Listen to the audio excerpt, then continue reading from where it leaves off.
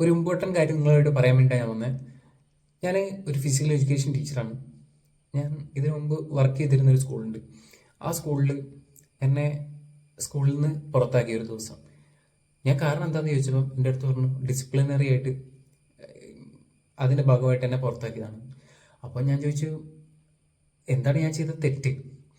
അപ്പം എൻ്റെ അടുത്ത് പറഞ്ഞു നീ ഭരണഘടന പഠിപ്പിച്ചു. ഞാൻ ആ കൂടി അത് മാത്രമേ ചെയ്തിട്ടുള്ളൂ. കുട്ടികളെ ഞാൻ ക്ലാസ്സിൽ കുട്ടികളുടെ അടുത്ത് ചെന്നു എന്താണ് മക്കളെ നിങ്ങളുടെ പ്രശ്നം എന്താണെന്ന് ചോദിച്ചു. അപ്പം അവർ പറഞ്ഞു അവർക്ക് നിങ്ങൾക്ക് എന്തെങ്കിലും പ്രശ്നങ്ങൾ ഫേസ് ചെയ്യുന്നതായിട്ടുണ്ടോ എന്ന് ഞാൻ ചോദിച്ചു അവരുടെ അടുത്ത്. അപ്പോൾ അവർ പറഞ്ഞു ഞങ്ങൾക്ക് ഇവിടെ പല പ്രശ്നങ്ങളുണ്ട്, കൊതുകടിയുണ്ട്, ഇവിടെ വെള്ളം കെട്ടിക്കിടന്നിട്ട് അങ്ങനെ പ്രശ്നങ്ങളുണ്ട്, ഞങ്ങൾക്ക് ഓരോ പീരീഡും പ്രോപ്പർ അല്ല, പല ടീച്ചേഴ്സും വരിക, ഞങ്ങൾക്ക് കുറേ വർക്കുകൾ അവർക്ക് പഠിപ്പിക്കേണ്ട വർക്കുകൾ അവർ കുട്ടികൾക്ക് കൊടുക്കുക, കുട്ടികൾ അത് ചെയ്തുകൊണ്ടിരിക്കുന്നതിനിടയ്ക്ക് അടുത്ത ടീച്ചേഴ്സിൻ്റെ അടുത്ത വർക്കുകൾ കൊടുക്കുക, അങ്ങനെ വർക്കിന് മേലെ വർക്ക് ലോഡ് ഇവർക്ക് വന്നുകൊണ്ടേയിരിക്കുകയാണ്. അങ്ങനെയൊക്കെ പല പ്രശ്നങ്ങൾ ഇവർ പറഞ്ഞു. അതിൻ്റെ ഇടയ്ക്ക് PT പീരീഡ് കിട്ടുന്നില്ല, അതായത് ഗെയിംസ് അങ്ങനെയുള്ള അവർ റിലാക്സ് ചെയ്യുന്ന രീതിയിലുള്ള ഒരു കാര്യങ്ങളും അവർക്ക് കിട്ടുന്നില്ല. ആ പീരീഡ് വേണമെന്നുണ്ടെങ്കിൽ വേറെ ടീച്ചേഴ്സ് വരിക എടുക്കുക, അങ്ങനെ പല പ്രശ്നങ്ങളും അവിടെ സംഭവിക്കുന്നുണ്ട്. അങ്ങനെയുള്ള കുറേ പ്രശ്നങ്ങൾ എൻ്റെ അടുത്ത് കുട്ടികൾ പറഞ്ഞു.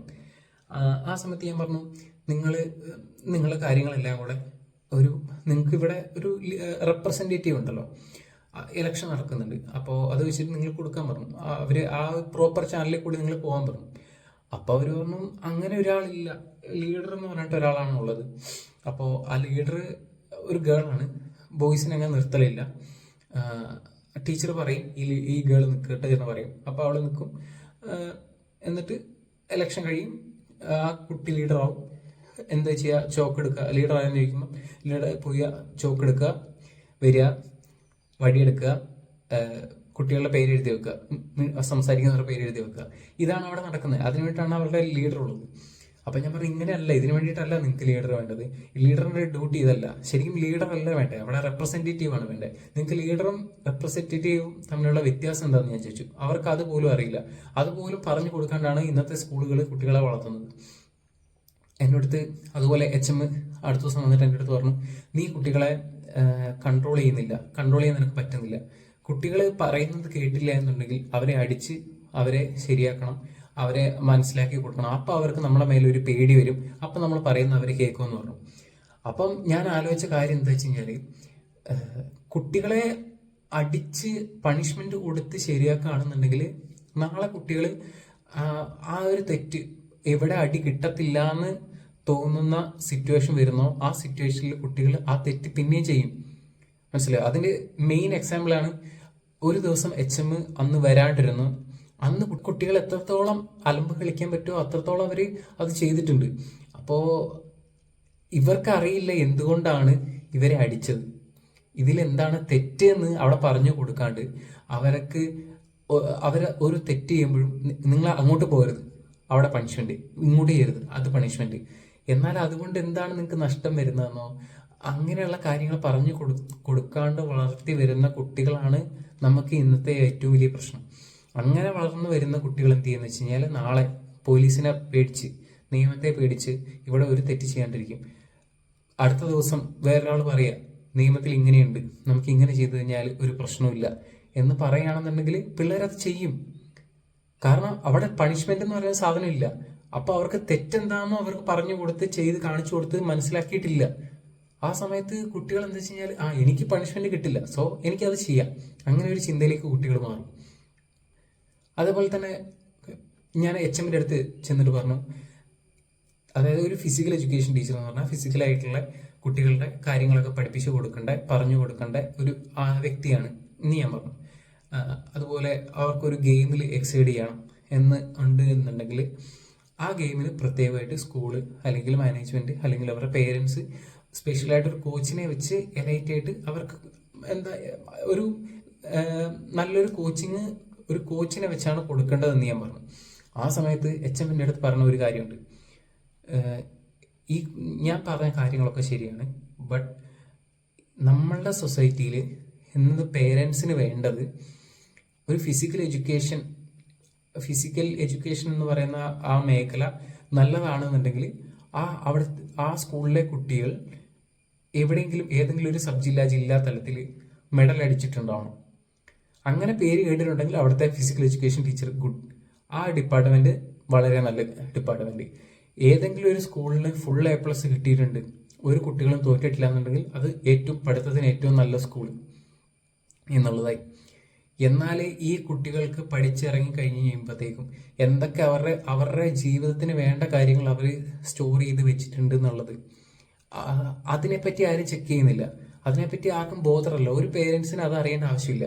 ഒരു കുട്ടിക്ക് എത്ര കാലറി ഫുഡ് ഒരു ദിവസം കഴിക്കണം, പ്രോട്ടീൻ എന്ത് വേണം, എത്ര വർക്കൗട്ടുകൾ ചെയ്യണം, എന്തോരം ഫാറ്റ് കഴിക്കണം, ഇത് ഫിസിക്കൽ എഡ്യൂക്കേഷൻ ഡിപ്പാർട്ട്മെന്റ് ആ ഒരു ഡിപ്പാർട്ട്മെന്റ് മാത്രമായിട്ടാണ് ഞാൻ പറയുന്നത്. ഇതുപോലെ തന്നെ ബാക്കിയുള്ള എല്ലാ കാര്യങ്ങളും ഇവർക്ക് ലൈഫിൽ ഇവർ പഠിച്ചത് വെച്ചുകൊണ്ട് എന്ത് ചെയ്യണമെന്ന് കുട്ടികൾക്ക് അറിയില്ല. ആ രീതിയിൽ പഠിപ്പിച്ചിട്ടില്ല. അത് പഠിപ്പിക്കണമെന്ന് പേരൻസ് നോക്കിയിട്ടില്ല. സോ എന്ത് ചെയ്യുന്ന വെച്ച് കഴിഞ്ഞാൽ പേരൻസ് ഫുൾ A+ ഉള്ള സ്കൂളുകളിലേക്ക് കുട്ടികളെ വിടും. അതുപോലെ സ്പോർട്സിന് എക്സീഡ് ചെയ്ത് നിൽക്കണം എന്ന് താല്പര്യമുള്ള പേരൻസ് എന്ത് ചെയ്യും, ഇങ്ങനെ മെഡൽ അടിക്കേണ്ട സ്കൂളുകളിലേക്ക് കുട്ടികളെ വിടും. ഇത് മാത്രമാണ് ഇവിടെ സംഭവിക്കുന്നത്. സോ നമ്മൾ ഈ യഥാർത്ഥ എഡ്യൂക്കേഷൻ കുട്ടികളെ പഠിപ്പിക്കുന്നുണ്ടെങ്കിൽ അവിടെ ചിലപ്പോൾ റിസൾട്ട് കുറവായിരിക്കും, മെഡലുകൾ കുറവായിരിക്കും, A+കൾ കുറവായിരിക്കും. എന്നാൽ പേരൻസിന് ഇതാണ് വേണ്ടതെന്നുള്ളതുകൊണ്ട് മാത്രമാണ് ഇന്ന് സ്കൂളുകൾ ഇങ്ങനെ നടക്കുന്നത്. അങ്ങനെയാണ് HM എൻ്റെ അടുത്ത് പറഞ്ഞത്. അത് വളരെ കറക്റ്റായിട്ടുള്ള ഒരു കാര്യമാണെന്ന് എനിക്ക് തോന്നി. ഞാൻ പിന്നെ കുട്ടികളുടെ അടുത്ത് ചോദിച്ചു, നിങ്ങൾക്ക് ഭൂമി ഉരുണ്ടിട്ടാണെന്ന് നിങ്ങളോട് ആരോ പറഞ്ഞത്? അപ്പോൾ അവരെൻ്റെ അടുത്ത് പറഞ്ഞു, ടീച്ചേഴ്സ് പറഞ്ഞാണ്, പഠിപ്പിച്ചിട്ടുള്ളതാണെന്ന് പറഞ്ഞു. ഞാൻ ചോദിച്ചു, ഭൂമി പരന്നിട്ടാണ് എന്ന് ഞാൻ പറയാണ്, അപ്പം നിങ്ങൾക്ക് അതിനെ എങ്ങനെ ഡിഫെൻഡ് ചെയ്യാൻ പറ്റും? അപ്പോൾ അവർ കുറച്ച് നേരം ആലോചിച്ചിട്ട് പറഞ്ഞു, അല്ല ഭൂമി ഉരുണ്ടിട്ട് തന്നെയാണല്ലോ എന്ന് പറഞ്ഞു. അപ്പം ഞാൻ പറഞ്ഞു, അല്ല നീ നേരെ നോക്ക്, നിങ്ങൾക്ക് കാണുന്ന എല്ലാം നേരെയാണല്ലോ ഇരിക്കുന്നത്. അപ്പോൾ ഭൂമി പരന്നിട്ടല്ലേ, ഉരുണ്ടിട്ടാണെന്ന് എങ്ങനെ നിങ്ങൾക്ക് പറയാൻ പറ്റും? അപ്പോൾ അവർ പിന്നെയും കുറച്ച് നേരം കൂടെ ആലോചിച്ചിട്ട് പറഞ്ഞു, എന്നാൽ ഭൂമി പരന്നിട്ടായിരിക്കും. ബട്ട് അവരുടെ പേപ്പറിൽ അവർ എഴുതുന്ന സമയത്ത് അവർ ഇത് ഉരുണ്ടിട്ടാണെന്ന് തെളിയിക്കാനുള്ള പല ഇക്വേഷൻസും പല തിയറികളും അവർ എഴുതും. എന്നാൽ അത് പ്രാക്ടിക്കലി എങ്ങനെയാണ് അത് വർക്ക് ചെയ്യുന്നതെന്ന് അവർക്ക് അറിയില്ല. അത് പഠിപ്പിക്കുന്നില്ല. അത് പഠിപ്പിക്കേണ്ട ആവശ്യമൊന്നുമില്ല. കാരണം മാർക്ക് മേടിച്ചാൽ മതി, A+ കിട്ടിയാൽ മതിയല്ലോ. കുട്ടികൾക്ക് A+ കിട്ടുക, കുട്ടികൾ ജോലിക്ക് പോവുക, ജോലി ചെയ്യുക. അതിൻ്റെ അപ്പുറത്തേക്ക് കുട്ടികൾ ഒരു ചോദ്യം തിരിച്ച് ഒരാൾ ഉദ്യോഗസ്ഥരുടെ അടുത്ത് ഒരു ചോദ്യം തിരിച്ച് ചോദിക്കരുത്, ഒന്നും പറയരുത്. അവർ പറയുന്നത് കേൾക്കുക. എന്തെങ്കിലും വേണമെന്നുണ്ടെങ്കിൽ അപേക്ഷ കൊടുക്കുക. നമ്മൾ പൈസ കൊടുത്ത് നമ്മൾക്ക് വേണ്ടി വെച്ചിരിക്കുന്ന ആൾക്കാരുടെ അടുത്ത് നമ്മുടെ ആവശ്യം പറയുമ്പോൾ അത് നമ്മൾ അപേക്ഷയായിട്ട് നമ്മൾ കൊടുക്കണം. ഇതൊക്കെയാണ് നമ്മൾ കുട്ടികളെ പഠിപ്പിച്ചു വിടുന്നത്. തിരിച്ചൊരു ചോദ്യം ചോദിക്കാനോ ഒരു കാര്യം ശരിയാണോ തെറ്റാണോ എന്ന് ആലോചിക്കാനുള്ള എഡ്യൂക്കേഷൻ നമ്മൾ കുട്ടികൾക്ക് കൊടുക്കുന്നില്ല. അവരെ പറയുന്നത് എന്ത് കേൾക്കുന്നോ അത് ചെയ്ത് വിടുക എന്നുള്ള ഒരു കാര്യം മാത്രമാണ് കുട്ടികളെ പഠിപ്പിക്കുന്നത്. അങ്ങനെ വരുന്ന കുട്ടികൾ ഒരിക്കലും ഒരു നല്ല ഡെവലപ്മെന്റ് കൊണ്ടുവരാൻ അവരെ കൊണ്ട് പറ്റില്ല. അവരെ എപ്പോഴും നമ്മുടെ എഡ്യൂക്കേഷൻ സിസ്റ്റം എന്നും പണിക്കാരെ ഉണ്ടാക്കാൻ വേണ്ടിയിട്ടുള്ള എഡ്യൂക്കേഷൻ സിസ്റ്റമാണ്. അത് മാറ്റണം. അത് ചേഞ്ച് ആക്കണം എന്നുണ്ടെങ്കിൽ ഫസ്റ്റ് പേരൻസ് വിചാരിക്കണം. നമ്മളെ എവിടുന്ന് ഒരു സൊസൈറ്റി ചേഞ്ച് ആവണം എന്ന് വിചാരിക്കുന്നുണ്ടെങ്കിൽ അത് ചേഞ്ച് ആവേണ്ടത് സ്കൂളിൽ നിന്നാണ്. കുട്ടികളാണ് അടുത്ത തലമുറയ്ക്ക് ചേഞ്ച് കൊണ്ടുവരാൻ പറ്റുള്ളൂ. ഞാൻ എട്ടാം ക്ലാസ്സിൽ പഠിക്കുന്ന കുട്ടികളെ കണ്ടു, 9ാം ക്ലാസ്സിൽ പഠിക്കുന്ന കുട്ടികളെ കണ്ടു, 10ാം ക്ലാസ്സിൽ പഠിക്കുന്ന കുട്ടികളെ കണ്ടു. അതിൽ എല്ലാ വിഭാഗക്കാരും ഉണ്ട്, എല്ലാ ജാതി മത വിഭാഗക്കാരും ഉണ്ട്. എന്നാൽ 8ലും 9ലും പഠിക്കുന്ന കുട്ടികൾക്കിടയിൽ ഈ ജാതി മതം തമ്മിലുള്ള വേർതിരിവുകളില്ല. അവരെല്ലാവരും അങ്ങോട്ടും ഇങ്ങോട്ടും, അതായത് ഈവൻ അവരുടെ ജെൻഡർ വെച്ചിട്ടുള്ള ഒരു വ്യത്യാസം പോലും അവരുടെ ഇടയിൽ ഇല്ല. ഈ ടീച്ചർ ക്ലാസ്സിൽ വന്നിട്ട് ആൺകുട്ടികളെയും പെൺകുട്ടികളെയും തിരിച്ചിരുത്തുമ്പോഴല്ലാണ്ട് അവർക്ക് ആ വ്യത്യാസം ഇല്ലായിരുന്നു. അത് നേരെ 10ാം ക്ലാസ്സിലേക്ക് എത്തിക്കഴിയുമ്പോഴത്തേക്കും ഇവരുടെ ഇടയിൽ, ഞാൻ നേരിട്ട് കണ്ട കാര്യമാണ്, ഇവരുടെ ഇടയിൽ ജാതി വരും, മതം വരും, ജെൻഡർ വരും. ഇതിൻ്റെ എല്ലാ ഡിഫറൻസ് ഇവരെ പഠിപ്പിക്കും. ഇതെല്ലാം മാറി മാറി അങ്ങനെയുള്ള ഓരോ ഗ്യാങ് ആയിട്ട്, ഓരോ ഗ്രൂപ്പുകളായിട്ട് മാറുകയാണ് കുട്ടികൾ. അപ്പം നമ്മുടെ എഡ്യൂക്കേഷൻ സിസ്റ്റം കുട്ടികളെ മുമ്പോട്ടാണോ ബാക്കോട്ടാണോ കൊണ്ടുപോകുന്നത്? ഇന്ന് സ്കൂളുകളിൽ കൺസേൺ എന്താണെന്ന് വെച്ച് കഴിഞ്ഞാൽ അവർ മുടി വെട്ടിയില്ല, അവർ പ്രോപ്പറായിട്ട് ഡ്രസ്സ് ചെയ്തിട്ടില്ല, അവർ താടി വളർന്നു അത് പഠിച്ചിട്ടില്ല, അവർ പാൻറ് ഷേപ്പ് ചെയ്തു. ഇങ്ങനെയുള്ള കാര്യങ്ങളുടെ പേരിലാണ് കുട്ടികൾക്ക് ഡിസിപ്ലിൻ ഇല്ല എന്ന് പറയുന്നത്. അത് ഓരോരുത്തരുടെ വ്യക്തികളുടെ സ്വാതന്ത്ര്യമല്ലേ, ആ സ്വാതന്ത്ര്യം അവർക്ക് കൊടുക്കണ്ടേ? നമ്മൾ എന്തുകൊണ്ടാണ് യൂണിറ്റി എന്ന് പറഞ്ഞാൽ എന്താണ്? യൂണിറ്റി എന്ന് വെച്ച് കഴിഞ്ഞാൽ എല്ലാവരും ഒരുപോലെ ഇരിക്കണം, അല്ല ഒരാളുടെ ക്ലോൺ ആയിരിക്കണം ബാക്കിയുള്ളവർ എന്നല്ല. യൂണിറ്റി എന്ന് വെച്ച് കഴിഞ്ഞാൽ എല്ലാവരും വ്യത്യസ്തരാണ്, എന്നാൽ ആ വ്യത്യസ്തതയെല്ലാം നമ്മൾ ഒരുമിച്ച് അക്സെപ്റ്റ് ചെയ്യുന്നു. അതാണ് പഠിപ്പിക്കേണ്ടത് കുട്ടികളെ. അതിന് പകരം നമ്മൾ എന്താണ് പഠിപ്പിക്കുന്നത് വെച്ച് കഴിഞ്ഞാൽ എല്ലാവരും ഒരുപോലെയാണ്.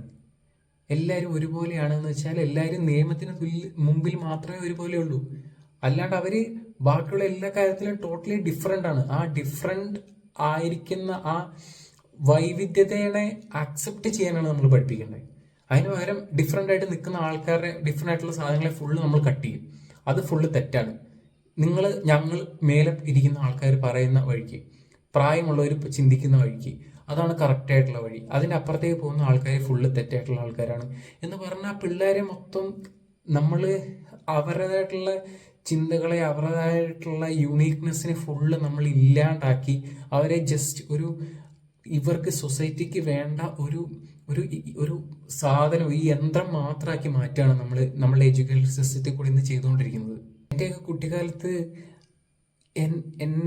എന്നെ മതം പഠിപ്പിച്ച സമയത്ത് അവർ പറയായിരുന്നു എൻ്റെ അടുത്ത്, ദൈവം ഉണ്ടോ എന്നുള്ള ഒരൊറ്റ ചിന്ത, അങ്ങനെ ഒരു തോട്ട് നമ്മുടെ ബ്രെയിനിൽ വന്നാൽ അത് ഏറ്റവും വലിയ തെറ്റാണ്.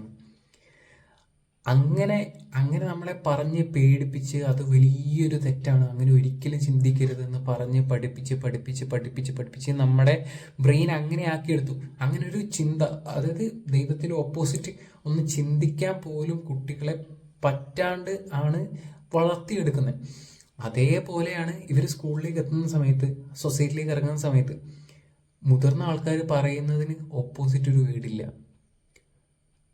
ടീച്ചേഴ്സ് പറയുന്നതിന് ഓപ്പോസിറ്റ് ഒരു വീടില്ല, മേലെയുള്ള ആൾക്കാർ പറയുന്നതിന് ഓപ്പോസിറ്റ് ഒരു വീടില്ല. അവിടെ മേലെ കീഴെ എന്നൊരു ഒരു ഒരു ഒരു എന്താ പറയുക, ആ ഒരു കാര്യം തന്നെ കുട്ടികളെ പഠിപ്പിച്ചാണ് നമ്മൾ വളർത്തുന്നത്. അതിന് പകരം വീടുകളിൽ നിന്ന് തന്നെ അച്ഛനും മകനും ഈക്വലാണ്. ഇന്നത്തെ കാലത്ത് അച്ഛൻ അറിയാവുന്നതിനേക്കാൾ കൂടുതൽ അറിവ് മകനുണ്ടാവും.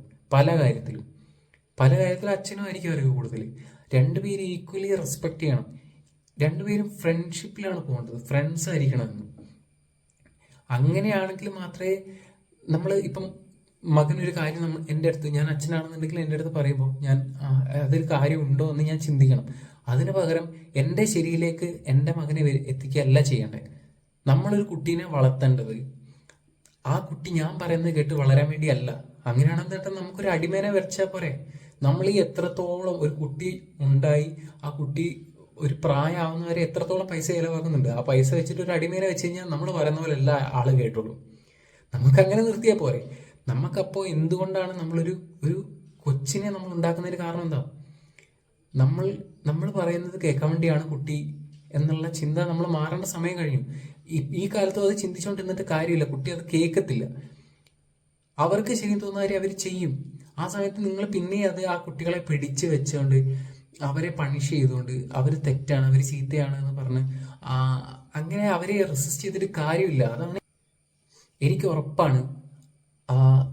ആ കഴിഞ്ഞ ദിവസം മരിച്ച ആ കുട്ടിയുടെ സ്കൂളിൽ ആ ഒരു ഏരിയയിലേക്ക് പോകരുത്, ഇവിടെ കയറരുത്, അവിടെ അത് ചെയ്യരുത് എന്ന് പറഞ്ഞിട്ട് അവിടെ ഡ്യൂട്ടിക്ക് ടീച്ചേഴ്സിനെ ഇട്ടിട്ടുണ്ടാവും. അങ്ങനെയുള്ള കാര്യങ്ങൾ അവിടെ ചെയ്തിട്ടുണ്ടാവും. എന്നാൽ അവിടെ സേഫ്റ്റിക്ക് വേണ്ടിയിട്ടുള്ള ഒരു പ്രിക്കോഷൻസ് അവിടെ എടുത്തിട്ടുണ്ടാവില്ല. അത് ചെയ്യണമെന്നുണ്ടെങ്കിൽ നമ്മൾ കൂടുതൽ വർക്ക് ചെയ്യണം, നമ്മൾ കൂടുതൽ എഫേർട്ട് ഇടണം അവിടെ. ഇതാകുമ്പോൾ എളുപ്പമുള്ള കാര്യമാണ്. സിംപ്ലി ഞാൻ പറഞ്ഞു കഴിഞ്ഞാൽ, ഒരു എക്സാമ്പിൾ ഞാൻ പറഞ്ഞു കഴിഞ്ഞാൽ, രണ്ട് കുട്ടികളുണ്ടെന്ന് വെച്ചാൽ, ഒരു വീട്ടിലെ പേരൻസ് എന്ത് ചെയ്തു, നീ കുട്ടീനെ പുറത്തൊരു കിണറുണ്ട്, ആ കിണറ്റിൽ കുട്ടി വീഴും എന്നുള്ളതുകൊണ്ട് കുട്ടീനെ നമ്മൾ എന്ത് ചെയ്യും, ആ പേരൻസ് വാതിൽ അടച്ചിട്ടിട്ട് വീടിനുള്ളിൽ ഇരുന്നാതെ പുറത്തെ ഇറങ്ങി കിണറുണ്ടെന്ന് പറഞ്ഞു. അപ്പുറത്തെ വീട്ടിലെ പേരൻസ് എന്ത് ചെയ്തു, ആ കിണറിനൊരു ചുറ്റുമതിൽ കെട്ടി ആ കുട്ടിക്ക് ആ കിണർ നോക്കുമ്പോൾ കാണാം, എന്നാൽ അതിൻ്റെ ഉള്ളിലേക്ക് വീണ് പോകത്തില്ല എന്നുള്ള രീതിക്ക് ആക്കി കുട്ടീനെ തുറന്നു വിട്ടു. ഏത് കുട്ടിക്കായിരിക്കും, ഏത് പേരന്റിനായിരിക്കും ആ കുട്ടിയോട് ഈ റിയലായിട്ട് ഇഷ്ടം ഉണ്ടാവുക? ശരിക്കും പറഞ്ഞാൽ ആ രണ്ടാമത്തെ പേരൻറ്റിനായിരിക്കും. അങ്ങനെയാണെങ്കിൽ മാത്രമേ ആ കുട്ടിക്ക് അറിവ് കിട്ടുള്ളൂ. ഇവിടേക്ക് വീണ് കഴിഞ്ഞാൽ ഇങ്ങനെ വരും, പുറത്ത് ഇതാണ് നടക്കുന്നത്. അതിന് പകരം നമ്മൾ ആ കുട്ടീനെ പിടിച്ചു വെച്ച് പുറത്തേക്ക് ഇറങ്ങിയാൽ പണിഷ് ചെയ്ത് അങ്ങനെ നിന്ന് കഴിഞ്ഞ് ഒരു കാലത്ത് ആ കുട്ടിക്ക് പുറത്തിറങ്ങേണ്ട ആവശ്യം വരും. ആ സമയത്ത് ആ കുട്ടിക്ക് പുറത്തിറങ്ങി എന്ത് ചെയ്യണം, എങ്ങനെ ജീവിക്കണം എന്ന് അറിയത്തുണ്ടാവില്ല. അപ്പോഴാ കുട്ടി പല രീതിയിലേക്കും പല തരത്തിലുള്ള ക്രൈമുകളിലേക്കും പല തെറ്റിലേക്കും പോകും. ആ സമയത്ത് നമുക്ക് അവരെ പിടിച്ചു വെക്കാൻ പറ്റില്ല. അപ്പോൾ നമ്മൾ അവരെ ശരിയായിട്ട് വളർത്തേണ്ട കാലത്ത് അവരെ വൈ എന്നുള്ള ക്വസ്റ്റ്യൻസ് അവരുടെ ഉള്ളിൽ തോന്നിപ്പിച്ച് അവരെ വളർത്താൻ നമ്മൾ ശ്രമിച്ചാൽ മാത്രമേ ഒരു കുട്ടി വളർന്ന് വലുതാകുമ്പോൾ നല്ലൊരു പൗരനായിട്ട് വരത്തുള്ളൂ. This is basically A gaming channel. But എനിക്ക് ഈ കാര്യങ്ങളൊക്കെ എങ്ങോട്ടാണ് പോകുന്നതെന്ന് ആലോചിക്കുമ്പം ഇതൊന്നും പറയാണ്ടിരിക്കാൻ പറ്റുന്നില്ല. അതുകൊണ്ട് ഞാൻ പറഞ്ഞതാണ്. നിങ്ങൾ ചിന്തിച്ചു നോക്കൂ, കാര്യങ്ങളൊക്കെ ശരിയാണോ എന്ന്. ഓക്കെ.